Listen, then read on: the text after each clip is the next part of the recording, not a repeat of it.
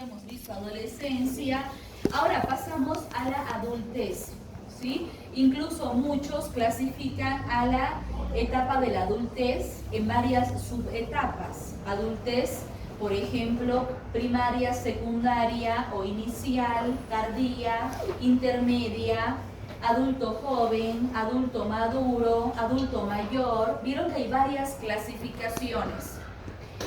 Independientemente de las clasificaciones, que es algo que no es prioritario tampoco, que no se pregunta, es importante más allá de eso ver las características que tiene o lo que pasa en la mente de un adulto. ¿Sí? Depende también de la edad. ¿Sí? Por ejemplo, ya vimos en la adolescencia que todo es como una ruleta rusa. ¿Vieron? Todo es como una serie de cambios o es un proceso dinámico la adolescencia, ¿no? Y ahora, ¿qué pasa con la adultez? Es como una etapa o un periodo de meseta, decimos, ¿sí? Porque hay varias crisis, hay varios conflictos, hay varios cambios que también son de la parte emocional o psicológico. ¿Será que lo físico cambia? Difícilmente lo físico, porque lo físico ya está ahí instalado. El crecimiento, ya está ahí el crecimiento. Ya está consolidado la parte física. ¿Vieron? En cambio, los cambios que más se presentan son los cambios emocionales, porque hay, por ejemplo, nuevas cosas que surgen en esta etapa de la adultez. ¿Sí? Lo social también se ve involucrado, lo cultural, lo laboral, ¿sí? Por ejemplo, ¿qué pasa en la mente de un adulto? ¿Sí? Entonces, ¿qué pasa en esta etapa ya físicamente? Se ha alcanzado el desarrollo fisiológico, lo físico, ¿sí? Es una etapa que comprende desde la adolescencia o la juventud hasta la vejez o lo que llamamos adulto mayor. Como les digo, hay autores que dicen que la adultez comienza en los 19 años, ¿sí? Hasta los 65. Otros dicen que surge a los 25 años, hasta los 59, porque después ya es adulto mayor, 60 años, ¿sí? Entonces, independientemente de la clasificación o los rangos etarios, yo tengo que tomar en cuenta qué sucede. Les decía, en esa mente adulta, ¿no? Por ejemplo, miren aquí hay una clasificación en 2 etapas. Adultez temprana hasta los 45 años, desde los 19, toma en cuenta incluso la parte de juventud. Y la adultez intermedia, desde los 45 hasta los 65, ¿sí? Por ejemplo, ¿qué sucede en la adultez temprana? Si tomamos en cuenta esta franja etaria de 19 a 45 años aproximadamente, ¿por qué se caracteriza esta edad? A ver, este periodo. ¿Será que hay cambios? ¿Sí? Por ejemplo, ¿será que hay nuevas motivaciones? ¿Hay la vocación? ¿Sí? ¿Qué pasa? ¿Hay la toma de decisiones? Ustedes deciden, por ejemplo, o se inclinan a una profesión, algunos ya se vuelven más autónomos, más independientes, ¿no? Hay trabajo, ¿no?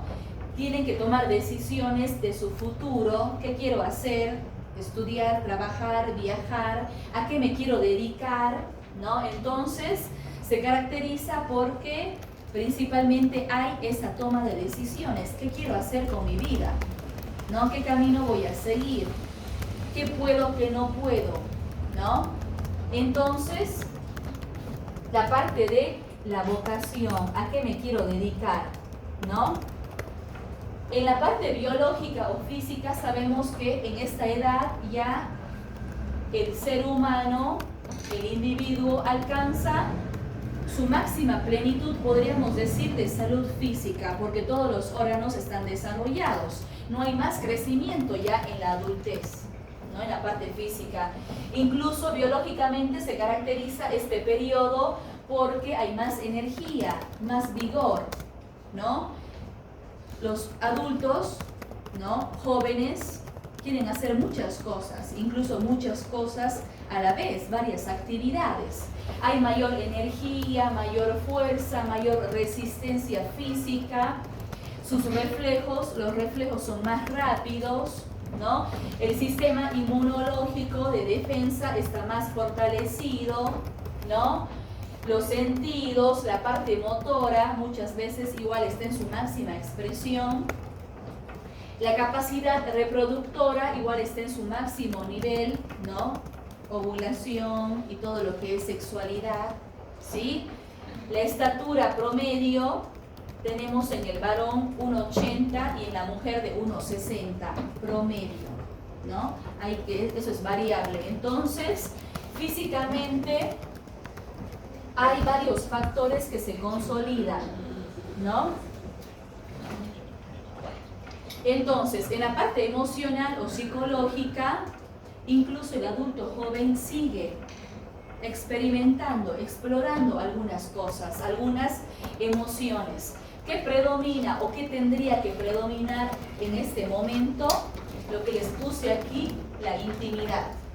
¿Qué quiere decir? La búsqueda del otro, ¿no? El compañero, la compañera, los sentimientos, las emociones de el amor, el enamoramiento, ¿sí? Esa parte está vinculada con la intimidad, ¿no? En buscar establecer vínculos, relaciones de afecto, de apego, será con amigos, con pareja.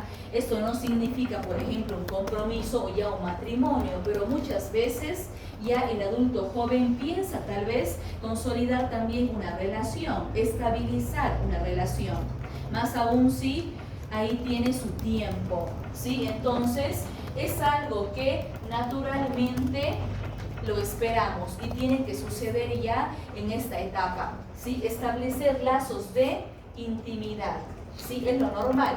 ¿Qué pasa, por ejemplo, si este adulto joven, ¿no? Que tiene, no sé, 23 años, 25 años, 20 años, dice, no, yo nunca tuve ninguna pareja, tal vez no me gusta, digamos, que me hablen, no sé, de esas cosas? Ahí ya caemos a una crisis, a un conflicto personal, que muchas veces es porque no está consolidada la identidad de la persona, ¿sí? Y ahí caemos al aislamiento, ¿sí? Y la persona corre el riesgo de quedarse solo o sola. Y es un factor de riesgo incluso la soledad para la depresión, ¿sí? Entonces, exacto, hay las famosas crisis en que te llega una edad y te preguntas, ¿no? Tal vez si estás acompañado, acompañada, ¿por qué no te permites, no sé, establecer más lazos, el enamoramiento, ¿no? Obviamente es distinto a lo esperable para la sociedad también, ¿no? Entonces, tomar en cuenta las etapas psicosociales del desarrollo que nos dice Erikson nos ayuda a saber si la persona puede afrontar favorablemente esa crisis o se queda ahí estancado, ¿no? Como les decía, lo normal es que se establezcan lazos afectivos o de apego y intimidad, que esto no necesariamente es sexualidad, solamente es obviamente buscar establecer lazos, ¿no? Más allá de la parte sexual, ¿sí? O si no, el aislamiento, el quedarse solo o sola, ¿sí? Entonces, ¿qué más predomina ahí? Sabemos que a esta edad, si hablamos de 25, 26 años, incluso la personalidad ya está consolidándose. La persona ya se puede describir, puede identificar y saber cómo es, ¿sí? El carácter, el temperamento, ahí se consolida, se vuelve más firme. El pensamiento, lo cognitivo, se hace más práctico, más flexible y entramos a una edad que ya hay una personalidad que está madurando, ¿no? Entonces, hay mejor capacidad intelectual, memorística y ¿Qué busca el adulto joven? Busca muchas veces ya la autonomía, poder decidir hacer las cosas solo, busca la independencia, ¿no? Pero a la vez también tiene más responsabilidades, ¿sí? Entonces, imaginen que el adulto joven tiene sus varios factores, ¿no?, que lo atraviesan, ¿sí? En la parte social podemos ver que ya comienza a ver lo esperable es que haya la independización, la independencia más aún de los padres, ¿no? Que ya comience la parte laboral, incluso en un momento dado, que diga no, tengo que trabajar, ¿no? ¿De qué voy a trabajar? Ya ingresa al mundo del trabajo. Hay la búsqueda de la realización personal, ¿no?, en muchos ámbitos de su vida. Bueno, eso es bien subjetivo para cada uno. Por ejemplo, ¿qué sería realizarse a nivel personal? Algunos dicen, yo quiero mi profesión y quiero trabajar y quiero, no sé, éxito profesional. Otros dicen, no, yo a esta edad ya pienso tal vez en, no sé, en consolidarme con mi pareja, en pensar en matrimonio, pensar en familia, pensar en reproducción, pensar en hijos. Entonces, vieron que también no es algo que está ahí, por ejemplo, rígido o inflexible, ¿sí? Está sujeto a cambios todo el tiempo en base a la personalidad, a la cultura, a la familia, a la crianza, a las creencias, a todo, ¿sí? Y varía obviamente en también si estamos hablando de los varones o si estamos hablando de las mujeres, ¿no? En qué buscamos nosotros para sentirnos realizados, ¿no? Lo personal, lo profesional, lo social, ¿no? Entonces, eso es variable, ¿sí? Pero lo que sí o sí tiene que ser esperable es la intimidad. Yo ya tengo que abrirme o ampliar mis redes sociales, si hablamos del contacto físico, no de la tecnología, ¿no? Y permitirme, incluso, ¿por qué no?, establecer compromisos, ¿sí? Y no caer en el aislamiento, no alejarme, porque incluso, ¿recuerdan qué trastornos de la personalidad justamente se pueden consolidar y cuáles pueden ser producto del aislamiento? Exacto, el esquizoide, el esquizotípico, el evitativo. Vieron que son rasgos que se hacen trastornos cuando yo justamente caigo en el aislamiento, en no querer ir, no querer compartir, no querer estar, no querer relacionarme, hacer las cosas solo, y más aún si hay rasgos de personalidad, si es alguien, por ejemplo, muy reservado, muy introvertido, muy callado, ¿no? Entonces todo eso, queramos o no, nos aleja, ¿sí? Y eso es malo, porque la mente es una estructura, un órgano social, somos seres sociales. Crecemos gracias a los otros, a la interacción, a la relación con los otros. ¿Sí? La mente no es que funciona sola, la mente es muy social. El aprendizaje, todo lo que ingresa a la mente es social. Entonces yo tengo que permitirme fortalecer o formar intimidad, ¿sí? Y no caer en el aislamiento. ¿A qué se refiere la generatividad? Que es otra etapa que menciona en la adultez Erikson. Se refiere a que la persona, el adulto, en este caso adulto joven o adulto, digamos, ya un poco más maduro, 25, 30 años, y el adulto necesita producir. Está vinculado al trabajo, generar cosas, ¿no? Hacer algo, producir. A ver, ¿cómo se siente? Tal vez alguien de ustedes trabaja, quizás, o realiza alguna actividad que le dé algún ingreso económico. Por ejemplo, ¿cómo se siente cuando alguien gana su primer sueldo? ¿Cómo se sentirá cuando alguien tiene un ingreso y tiene, no sé, hace algún hobby, alguna actividad y se gana algo? A ver, ¿pueden describir esa emoción? ¿Será gratificante? ¿Será placentero? y dicen, sí, mi primer sueldo, van a ver cuando tengan el primer sueldo de médicos, van a decir, no, este sueldo me compro mi gustito que quería, voy a comer algo sabroso que me antojo, invito, no sé, a mi amigo, mi comadre, mi pareja, mi familia, es mi primer sueldo. Imaginen, eso es generatividad, es fortalecer la seguridad, la confianza, la autoestima.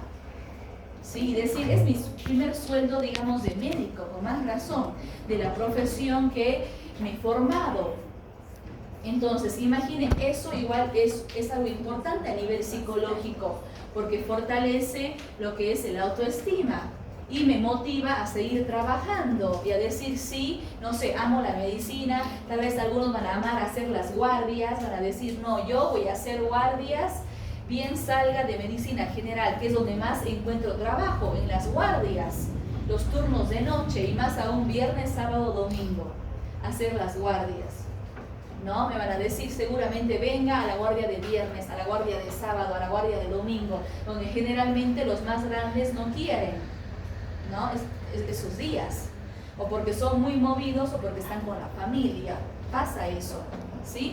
Entonces, la generatividad se refiere a eso, ¿sí? A que hay un momento de la vida en que yo quiero esa autonomía, ese trabajo, ganarme y hacer mis propias cosas para independizarme y sentir esa satisfacción porque ya gano algo, ¿sí? Y con eso puedo comprarme lo que yo quiero, prácticamente, ¿sí?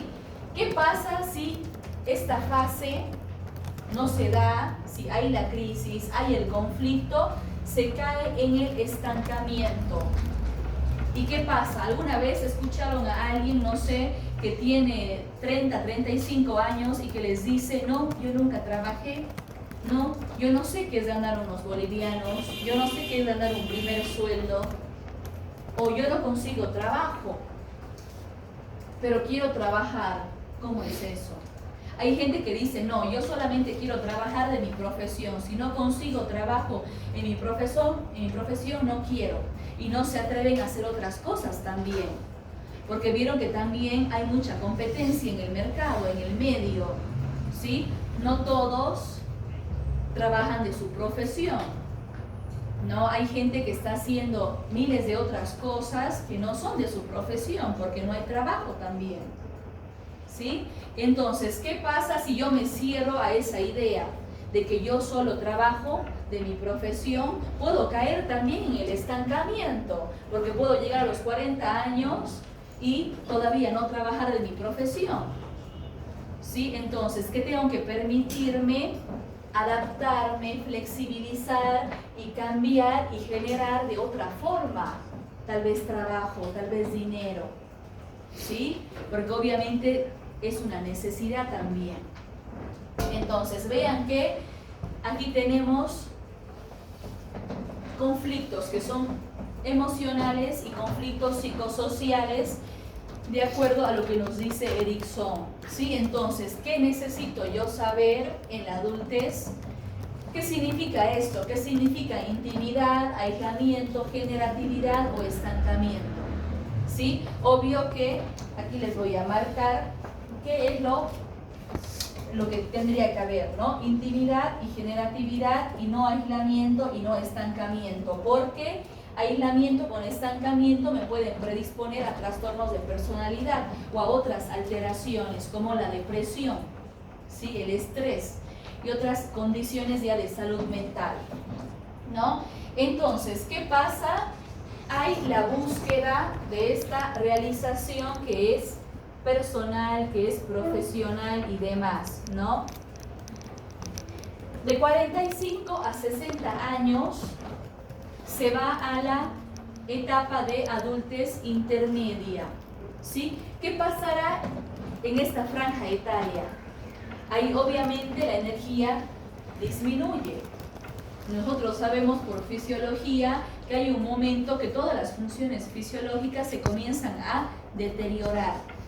Ya no tenemos la misma energía que cuando era, no sé, adolescente, adulto joven. Hay un momento que ya la meseta se termina y yo entro a una etapa de declinación, declive, de descenso, ¿sí? Entonces, ¿qué pasa? Incluso la piel cambia, ¿sí? ¿Vieron las canas? Incluso, bueno, las canas ahora son precoces, no necesariamente tiene que ser adulto para tener las canas, ¿sí? Pero hay cambios también físicos. Si hablamos de esta adultez intermedia, por ejemplo, disminuye el tono muscular, los músculos, la piel, incluso si no hay movimiento se puede atrofiar, ¿no? Las habilidades sensoriales disminuyen. ¿Qué pasará con la agudeza visual? El sentido auditivo, olfativo, todo comienza a debilitarse a partir de los 45 años, ¿sí? Disminuye la capacidad física, como les decía, la energía no es la misma, pero se consolidan los roles sociales y profesionales, ¿no? Lo esperable es que la persona socialmente ya sea reconocido o reconocida porque tiene alguna función social, ¿no? Ya sea por su ocupación, su dedicación, su profesión, por la actividad que realiza, ¿sí?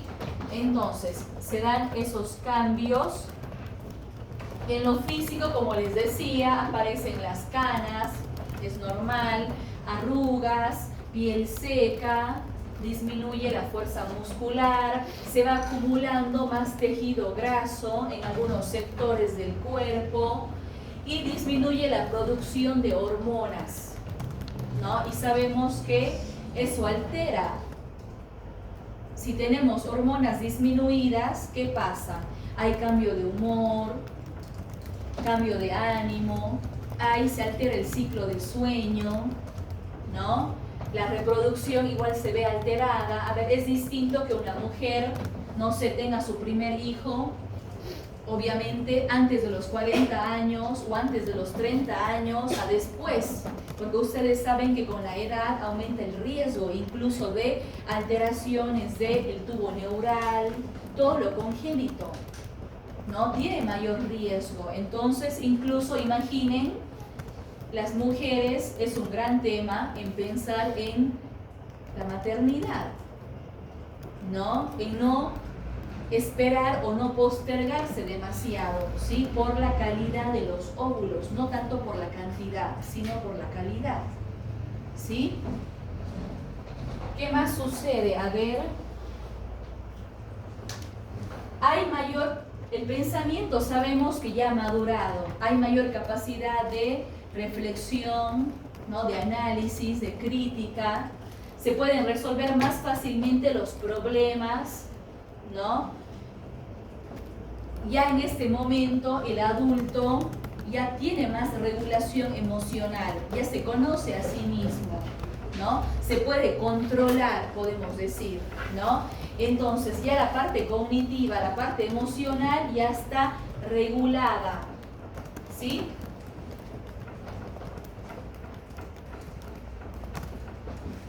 En la parte social ya se espera, ¿no? A esta edad que se formen las familias, que se tengan hijos, hijas, ¿no? En la parte social entonces se espera que el padre, la madre contribuya a la crianza, a la educación de los hijos, que ayuden a los hijos a convertirse en seres humanos responsables, autónomos, independientes, y hay responsabilidad social, cívica, y hay un equilibrio entre las actividades, ¿no? De la persona, de la familia, del trabajo, del hogar, ¿no? Ya hay una estabilidad ocupacional. Puede haber actividades de ocio. ¿Será que a esta edad un adulto no se puede ir a tener una actividad de ocio? Sí, ¿por qué no? ¿No? Puede haber, juntarse con las amigas. Vieron que aquí ustedes tienen aquí la ventaja de aquí de su universidad es que también hay una universidad, creo, del adulto mayor. ¿Vieron? ¿Alguna vez interactuaron con la universidad del adulto mayor? Por ejemplo, yo el año pasado hice una actividad con ellos a raíz de que me invitó a la pastoral y me di cuenta que cómo funciona la universidad del adulto mayor. Obviamente que admiten adultos desde los 60 años para arriba, ¿no? Pero las actividades que se hacen, juegos, estimulación cognitiva, hay baile, actividad física, nutrición, hasta viajan los mayores, ¿no? Y se da charlas de salud mental, de nutrición y todo lo que es para esa edad, ¿sí? Entonces, imaginen qué importante esos grupos sociales. ¿Qué pasaba, por ejemplo, cuando una mayor no iba a la clase, ya todas angustiadas? Preguntaban, ¿por qué no ha venido la señora, no sé, Teresa? ¿Qué ha pasado? ¿Se habrá enfermado o no sé? Y había gente, no les miento chicos, que por ese momento social que interactuaban, no tomaba medicación o se olvidaba de lo que le dolía. ¿Sí? Entonces, imaginen cómo los grupos de apoyo, de ayuda, son terapéuticos en sí mismos, sean académicos, sean de ocio, sean de trabajo, pero es muy terapéutico eso, ¿sí? Había personas mayores que decían, por ejemplo, que toda la semana tenían presión alta y no saben por qué el fin de semana no. Y se olvidaban de su losartán, de su amlodipino, de su diurético, se olvidaban. ¿Por qué? Porque iban a la clase de baile, de música, de educación física, a la charla de psicología, de nutrición, jugaban los pasanacos después, iban a la, no sé, iban a hacer algo, digamos, de caridad. Entonces, esa mente estaba ocupada, estaba con oficio, ¿no? Qué interesante es ver a las mayores conociendo gente nueva. Entonces, imaginen, es un gran logro eso, abrir algo para esa edad, ¿sí? Entonces, ¿qué pasa socialmente? Como les decía, el cerebro es una estructura social y hay neurogénesis, neuroplasticidad, mayor conectividad, mayor aprendizaje, incluso en esta edad, siempre y cuando yo haga cosas nuevas. Por ejemplo, ¿qué pasa si la mayor dice, no sé, yo nunca he bailado, pero quiero bailar ahora a mis 60 años? Obvio que hay que apoyarle a la mayor, si es que no tiene ninguna molestia física, ¿no? Si quiere aprender, no sé, otro idioma, también tenemos que apoyarle. Eso es bueno también, o conocer gente nueva y lo que sea de su necesidad, ¿no? Entonces, ¿qué pasa? En sí, en la adultez se necesita ese apoyo psicológico o ese apoyo emocional que es muy social, ¿no? Y ustedes han visto que como a esta edad ya está consolidada la personalidad, ya generalmente la persona tiende a establecer lazos con gente afín a ella o a él, ¿sí? Entonces, a nivel social ya se consolidan incluso las amistades, ¿sí? Ahora, no olvidemos de que hay un momento de la etapa adultez, a partir de los 40, 45 años, donde también surgen las enfermedades, ¿sí? Es normal que tengamos a esta edad ya problemas, tal vez, no sé, de gastritis, de presión alta, dolores de cabeza, enfermedades psicosomáticas, alteraciones sí, que van de la mano muchas veces a los malos hábitos de vida, la falta de hidratación, de nutrición, el sedentarismo, ¿no? Entonces, tengo que tomar en cuenta yo que la mejor forma de prevenir una enfermedad, ¿no? Es con la buena alimentación, el ejercicio y la hidratación, ¿sí? Entonces, tiene que estar muy conectado esto, ¿no? Para que también la mente esté saludable, el cuerpo tiene que estar saludable, ¿sí? Para que se mantenga esa conexión.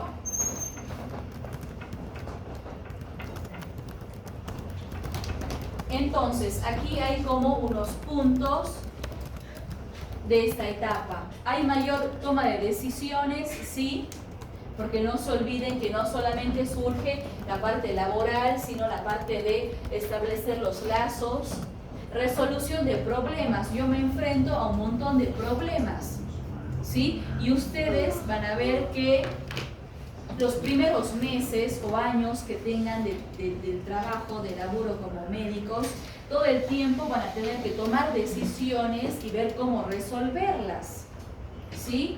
donde hay una habilidad importante a trabajar es el trabajo en equipo.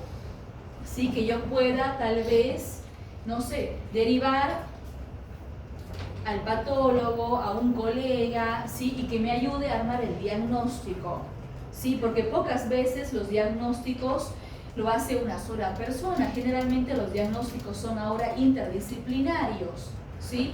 Ustedes van a hacer semiología médica, van a ser médicos clínicos, está perfecto, van a utilizar la historia clínica, hay 80% en cada paciente, pero van a necesitar llamar a la bioquímica, que les haga un hemograma, un examen general de orina, que les haga un laboratorio de hormonas y así, ¿sí? Y van a comenzar a vincularse con un equipo de trabajo.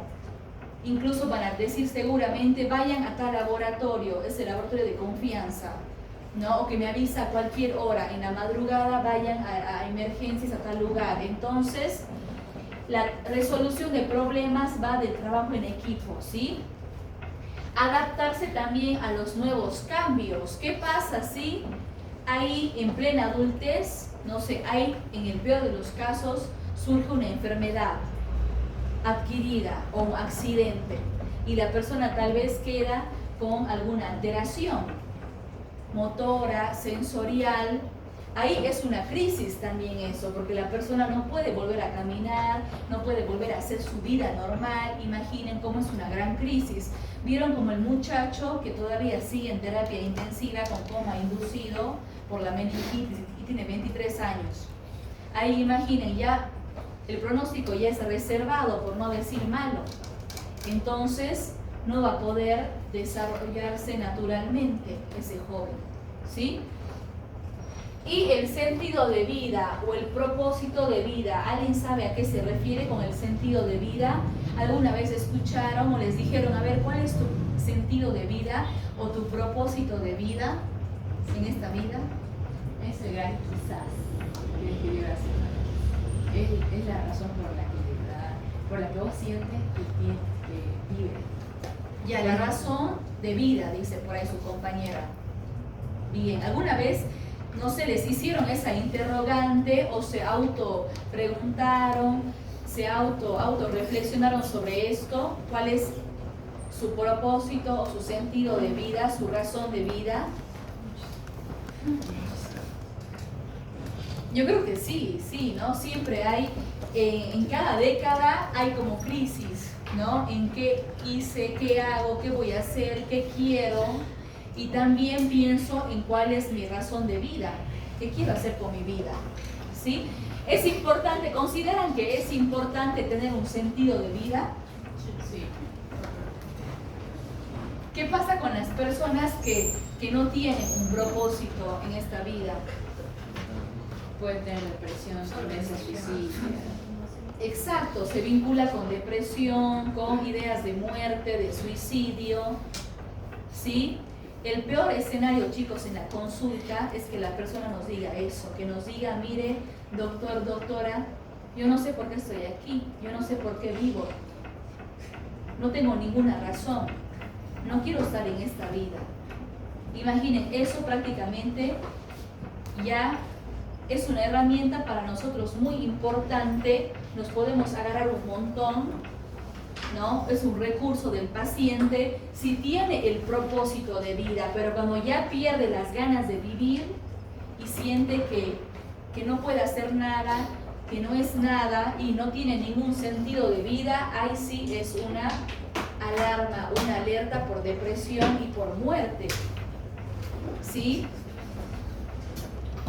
¿Qué más? A ver, entonces, hay independencia en la adultez, tiene que haber independencia, no solo física, sino emocional, autonomía, estabilidad, sabiduría. Vieron que a más edad, a más etapas de desarrollo también hay más conocimiento, más experiencia, decimos, hay más sabiduría, ¿no? ¿Cuántos no recurren tal vez a algún referente, al papá, la mamá, el abuelo, el tío, y le preguntan, ¿qué has hecho en este caso? ¿Cómo ha sido tu experiencia?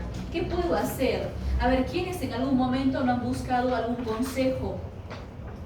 Y generalmente han ido a buscar a un referente, a una persona mayor, que tengan confianza, que saben que la persona tiene experiencia, que ya maneja esos casos, que tiene, no sé, más trayectoria, que ha pasado por eso, sea bueno o malo, ¿sí?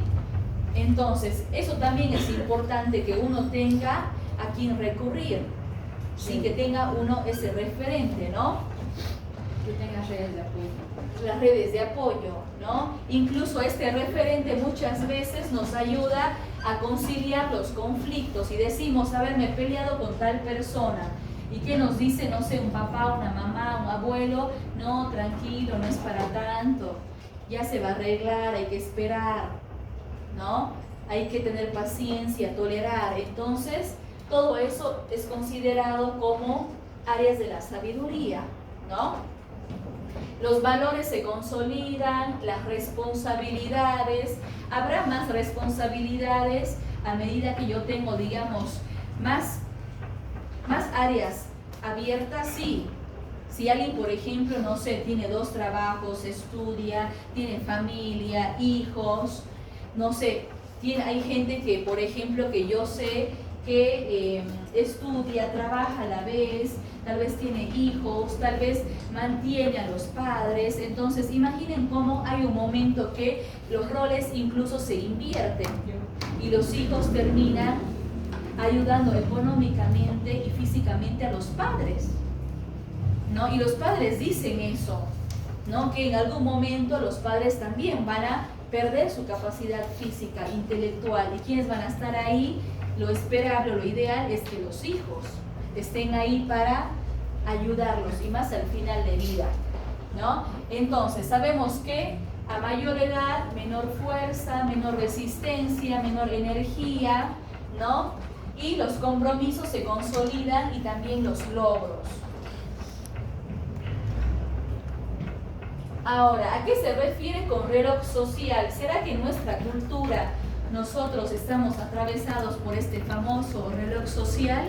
Sí. A ver, ¿qué nos dice la sociedad, la cultura, los estigmas, las etiquetas con eso del reloj social? A ver, más ustedes han elegido medicina.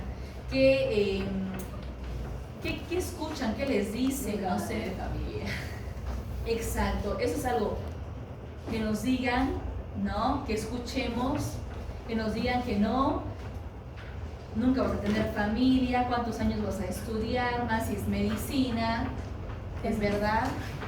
Nunca nos va a tener una familia, o sea, no solo hijos, sino una familia. No se puede O de tener un... carrera o tener familia. Ya, hacer familia o tu carrera, porque nunca tienes tiempo. Nunca te veo, no sé, con alguien, siempre en el hospital, en los turnos. ¿Será verdad? Eso es lo que nos dice, no sé, la profesión, la carrera, la parte social. Es verdad que a veces lo social es muy rígido también, ¿no? Lo que dicen los demás. ¿Será así que piensan? Yo creo que cualquier trabajo Claro.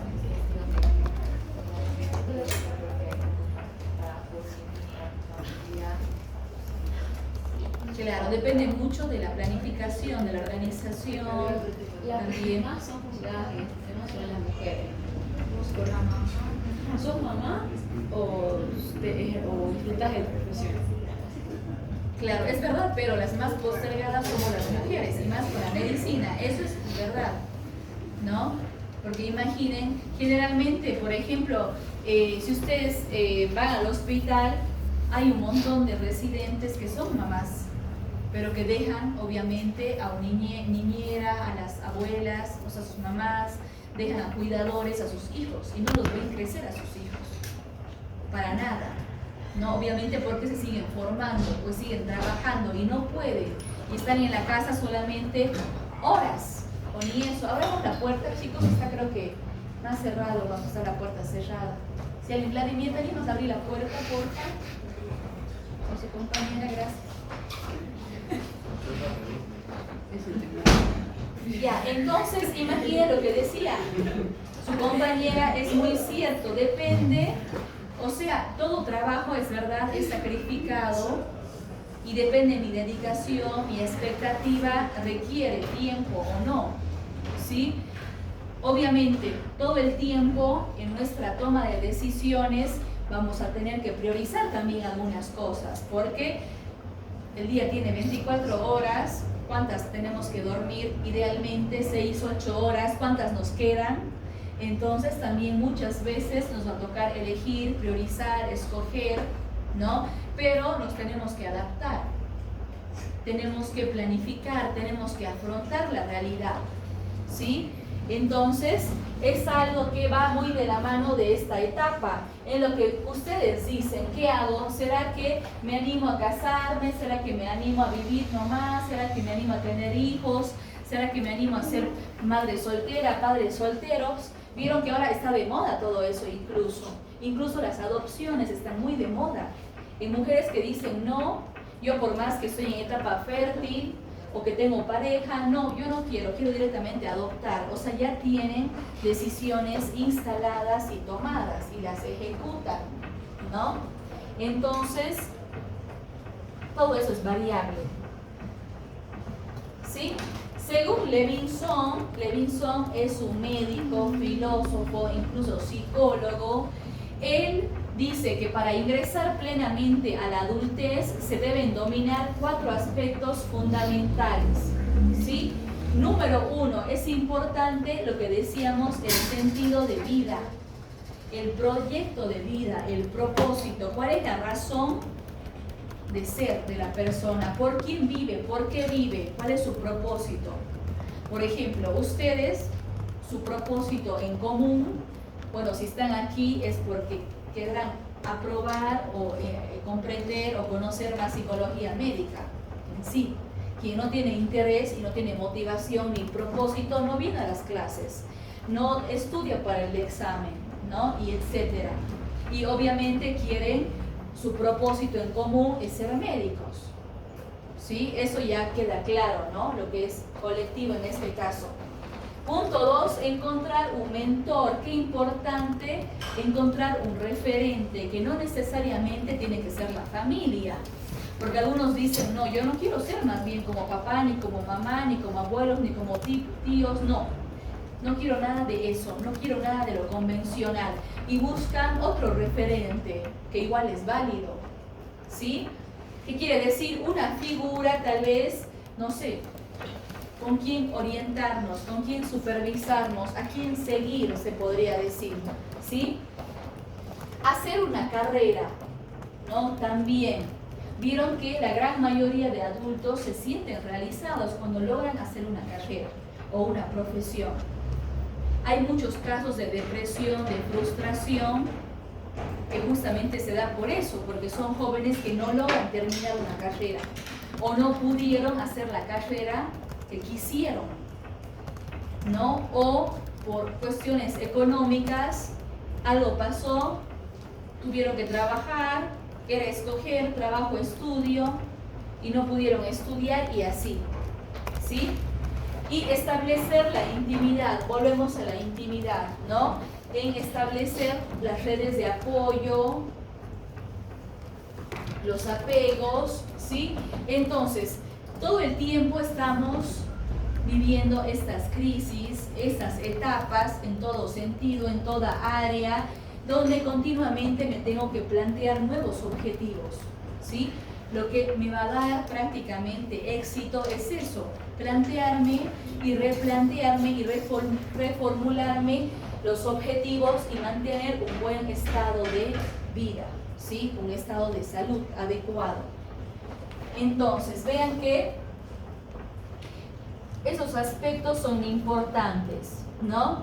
Y aquí está lo que les decía, lo que nos dice Erikson en la parte psicosocial, ¿sí?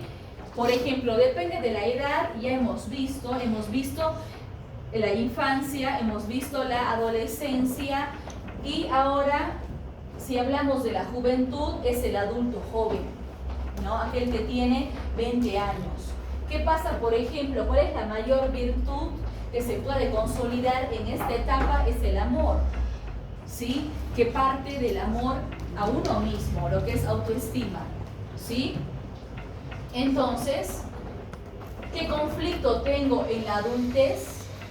en el adulto joven o en la juventud, tengo la intimidad versus el aislamiento, lo que les decía. ¿Qué pasa? Me animo a establecer alguna relación o ya caigo en el aislamiento, ¿sí? Es un conflicto o una crisis si no se resuelve, ¿no? Intimidad versus aislamiento, y luego en la adultez intermedia ya tengo la generatividad y el estancamiento. ¿Qué quiere decir? O me pongo a hacer algo, a producir, a generar, a laburar en algo, ¿no? Para poder también sostenerme, y más aún si hay responsabilidades de por medio o no. ¿No? Vieron que hay gente que dice también, no, yo no quiero trabajar, no sé, yo recibo una pensión mensual, con eso me basta, o no me quieren dar trabajo, o comienzan a buscar las excusas, ¿sí? Pero al final es porque no quieren, ¿no? Generar, ¿sí? Entonces ahí caemos en el estancamiento, ¿sí? Que es también una crisis y puede llevar a algún trastorno, ¿sí?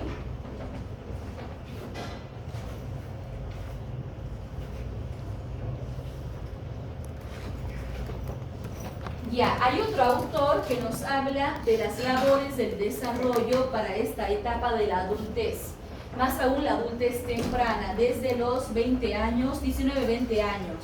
¿Qué nos dice que es esperable que suceda? Volvemos a la intimidad, lo que es a la selección de una pareja, ¿sí? Aprender a vivir con una pareja matrimonial, ¿no? Sea esto matrimonio, concubinato, convivencia. Ahora hay diferentes, no sé, en la parte legal hay diferentes nombres, ¿han visto? ¿Sí? Formar una familia, ¿no? Ya toca tomar la decisión, si se va a formar o no una familia, la crianza de los hijos, administrar un hogar, que son responsabilidades, iniciarse en alguna ocupación o varias ocupaciones. Vieron que antiguamente, si preguntamos a nuestros abuelos, nuestros padres inclusive, ¿qué pasaba en nuestras familias generalmente? El padre era la figura de trabajo, ¿no? El que salía y trabajaba y mantenía la familia. Y la mujer, decíamos, no, pero si mi abuelita, mi madre, se dedicó a criar los hijos, a mantener el hogar, a cocinar, a limpiar, a planchar. En cambio ahora eso está muy diferente. Ahora ambos salen a trabajar, ¿sí? Por las necesidades, las exigencias, las demandas y todo lo que implica la parte social. Ya no es como antes, incluso, donde si preguntamos, no sé, en el caso de mi abuela materna, les digo, tuvo 12 hijos, mi abuela materna, ¿sí? Entonces, imaginen, si bien era un tiempo donde no había obviamente planificación familiar, métodos anticonceptivos, no había tele en ese momento, como ahora, por ejemplo, tenemos, no sé, tanta cosa moderna y más el teléfono, la información o la mala información. Pero antes era así, ¿no? No había planificación familiar, los embarazos eran así cada año, ¿no? Todo ha cambiado, ¿no? Entonces, ¿qué pasa ahora? Como les digo, si hacemos un análisis, ahora le toca a la mujer y al hombre incluso asumir ambos roles, ¿sí? Asumir la responsabilidad, ¿no? Y encontrar un grupo social afín, esto en función de a lo que cada uno se dedique, ¿no? Entonces, vean que todo el desarrollo igual se ha visto modificado, ¿sí? Aquí tenemos más la edad madura. ¿A qué edad consideramos que podemos hablar de una personalidad madura? 35 años, 30, 35 años. No se olviden, recordando anatomía, fisiología, cuando se consolida el desarrollo del lóbulo prefrontal. Exacto. Entonces, a esa etapa, en esa edad ya podemos ver que se desarrollan actividades de adulto, ¿sí? La economía, ¿no? En el mejor de los casos, se estabiliza, se satisfacen las necesidades, las responsabilidades sociales, cívicas, incluso ya se puede ayudar al otro, ¿no? Los hijos, más aún si son hijos ya que van creciendo, que se hacen adolescentes, ya las relaciones más son de compañerismo, de autocuidado y de cuidado con el otro, ¿no? Y se acepta y se va adaptando la persona a los cambios de la edad madura. Incluso hay un momento que trabajamos con los pacientes la aceptación, que se acepte, por ejemplo, no sé, que tiene canas, que acepte que está envejeciendo, ¿no? Que acepte que tiene menos fuerza, menos energía, y le tenemos que educar sobre eso que es natural, ¿no? Lo que es adaptarse a los patrones de envejecimiento. Por ejemplo, esto cuesta mucho más en la parte, en la figura femenina, ¿no? La mujer ya le aparecen, no sé, las canas, las arrugas, la flacidez, y ya va a las estéticas, ¿no? Hacerse los tratamientos de autocuidado, de belleza, de regeneración. Vieron que ahora es algo que también da mucho dinero, la parte de la estética, ¿no? Y más aún cuando tiene marketing en la mujer. Entonces, forma parte de las crisis y de la aceptación en esa etapa, ¿no? ¿Qué pasa ya en la vejez? Sí, ahí les puse una imagen con los mayores, adultos mayores, 60 años en adelante, ¿sí? Tienen que adaptarse a que tienen menos fuerza, fortaleza, resistencia, menos salud física, a que muchos conviven incluso con más de una enfermedad. Ya se medican, se automedican incluso, o ya tienen sus tratamientos desde que son más jóvenes, ¿sí? Incluso es todo un tema adaptarse a la jubilación. En decirles, usted, abuelo, abuela, ya no trabaja más, no se tiene que ya parar, quedarse en casa, ya no puede, el cuerpo no da, no resiste, ¿sí? Es una crisis, porque ¿qué dice la persona? Dice, no voy a tener el mismo ingreso, no me alcanza, entonces es una crisis, ¿sí? Lo que más cuesta también es adaptarse a la muerte, porque generalmente hay un fallecimiento, muere la pareja, ¿no? Entonces, imaginen cómo en la vejez hay una serie de conflictos o crisis también, ¿no? Cuando tienen que adaptarse a todo esto nuevo, más aún a la muerte, ¿no? Del cónyuge. ¿Y qué pasa en un momento? Como les mencionaba antes, se invierten los papeles. Como ellos cuidaron de nosotros, a nosotros nos toca cuidar de ellos, ¿sí? ¿Qué quiere decir entonces? Ya los adultos mayores tienen que ser cuidados, ¿sí? ¿Alguna vez, tal vez, alguien de ustedes tuvo esta experiencia de tal vez cambiar pañales, no sé, a un abuelo, una abuela, vestirle, darle de comer, lavarle los dientes? Vieron que es todo un tema cuando todo este proceso que es esperable, no sé, a partir de los 60 se acelera o pasa algo, ¿no? Y tiene uno que asumir ese rol de cuidador, que es estresante también cuidarlos así, ¿no?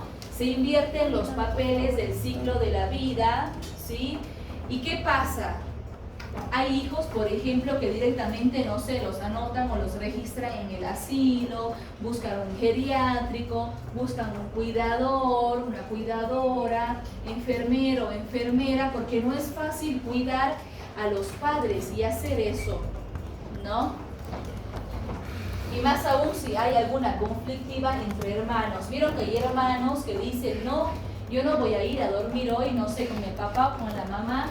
Tiene que hacerlo eso mi hermana. Piensan que es una función de la mujer directamente ir y asear y cambiar y dar de comer y dar la medicación, pero no es así, ¿sí?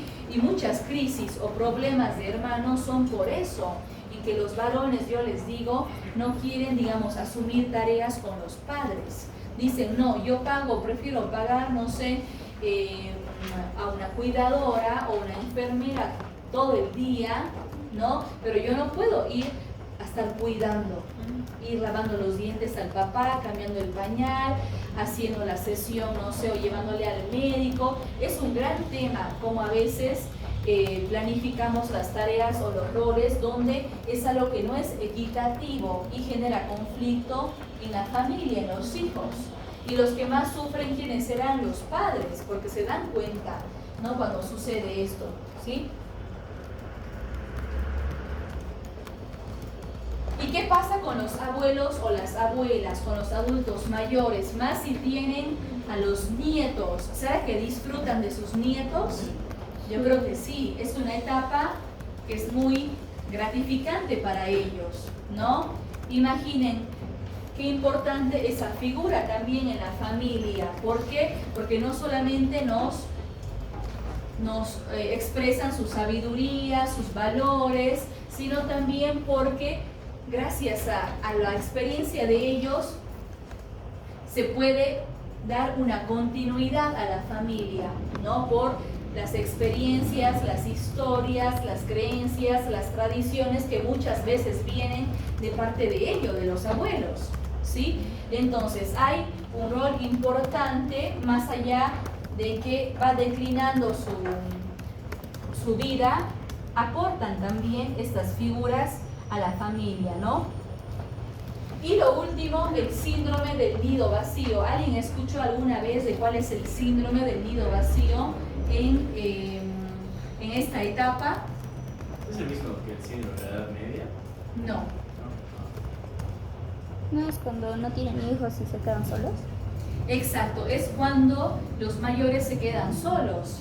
¿Qué pasa, por ejemplo, si una pareja de esposos tuvo, no sé, 1, 2, 3 hijos, los hijos ya se independizaron, salieron de casa y se quedan solos? Hay una crisis emocional, psicológica, que se la llama el síndrome del nido vacío, ¿no? ¿Y qué hacen muchas veces los papás? Dicen, no, pero quédate con mi nietito, con mi nietita, no se vayan. ¿Vieron? Quiere todavía sentirse más contenido, ¿no? Depende de la cultura. Vieron que hay culturas que ya el hijo cumple, no sé, la mayoría de edad y sale de la casa. Eso pasa muy comúnmente, por ejemplo, en la Argentina. Van a haber pocas familias que vivan con hijos de 18 o más. Generalmente comienzan a estudiar, trabajan a la vez y salen otras culturas. No es como aquí en nuestra cultura de Tarija, por ejemplo, o en Bolivia, que todavía vemos mucha dependencia y más emocional. Entonces, generalmente, ¿qué pasa en esas culturas? Por ejemplo, las familias tienen que atravesar esta crisis del síndrome del nido vacío, ¿no? Que no solamente es porque el hijo se va, tal vez hay algún duelo, tal vez el hijo, la hija murió, también tienen que atravesar el síndrome del nido vacío, donde se van a sentir como deprimidos, tristes, solos, y hay unos síntomas que tenemos que diferenciar de la depresión porque son muy semejantes. Tenemos que diferenciarlo de la depresión y del duelo, ¿sí? Entonces, es algo, pero que también en la vejez los mayores tienen que atravesar este síndrome del nido vacío o los duelos, ¿sí? ¿Qué se refiere con quejas psicosomáticas? Lo psicosomático es cuando nosotros o nuestro cuerpo expresa dolencias o malestares o dolores, pero que tienen una causa psicológica. Por ejemplo, me duele la cabeza, me duele el pecho. Por ejemplo, hay mayores que te dicen, me duele la cabeza, me duele el pecho, le tomas la presión, que está normal. Y al final le preguntas, a ver, ¿qué hizo? He peleado, no sé, con mi hijo, me respondió feo. Y ya tiene una queja psicosomática, que su origen es psicológico y no es orgánico, porque le mido la presión, le tomo el pulso, le hago todo lo médicamente y todo está normal. Y al final es algo emocional. ¿Vieron? Entonces, eso es muy normal, no solamente en los mayores, incluso nosotros podemos tener alguna queja psicosomática. Entonces es alguna dolencia que tiene origen psicológico. Exacto, todo lo psicosomático es de origen psicológico. Que obviamente nosotros como médicos tenemos que descartar primero que sea algo orgánico, fisiológico, bueno, si bien es fisiológico o es psicofisiológico, pero descartamos y no medicamos a la primera, ¿no? Porque hay gente que dice, no, seguramente la subió la presión, tómese la medicación. Es un error médico, medicar antes de evaluar.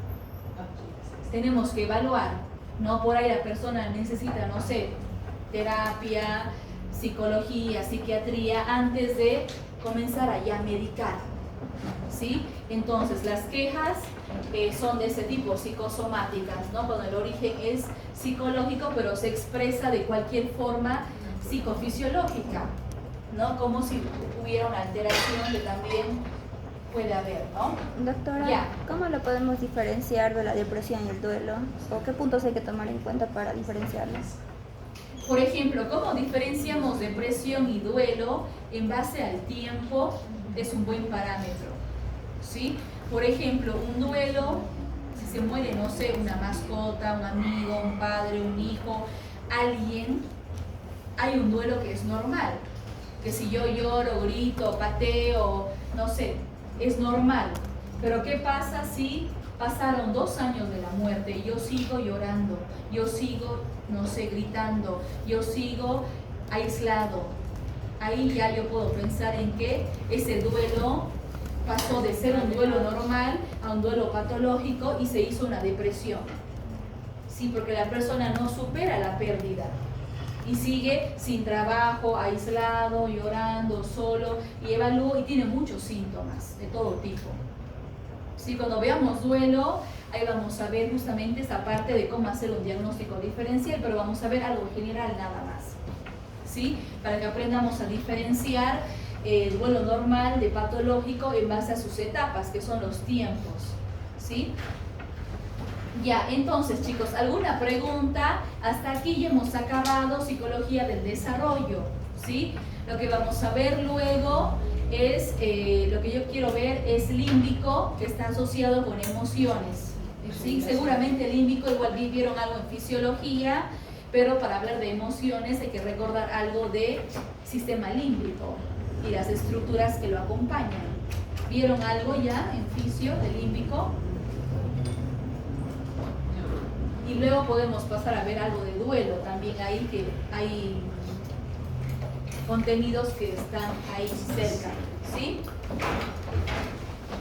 A ver, ¿alguna pregunta, chicos, de desarrollo? ¿Sí? Ya, ahí terminamos entonces. El lunes les traigo los exámenes ya, chicos, y ya el otro miércoles ya vemos de avanzar límbico, ¿sí? Ah, sí.